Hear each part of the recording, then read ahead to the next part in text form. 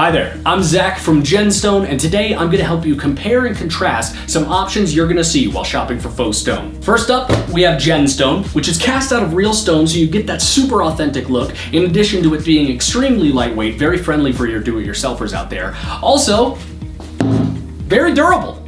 Next up, we have our polypropylene option. It's a thinner plastic material, and while it is super lightweight, maybe it's just a little too lightweight. Third, we have concrete. Not quite as DIY friendly because in addition to requiring specialty tools, it also requires some further knowledge about your specific project area's structural integrity because of that weight. I'm gonna put this down now. Lastly, we do have another concrete option. However, even though it's lighter weight, you install it piece by piece, so it's gonna take you forever, in addition to it actually being quite brittle. For a deeper dive in what I briefly discussed here, please check out our comparison hub, which is linked in the description.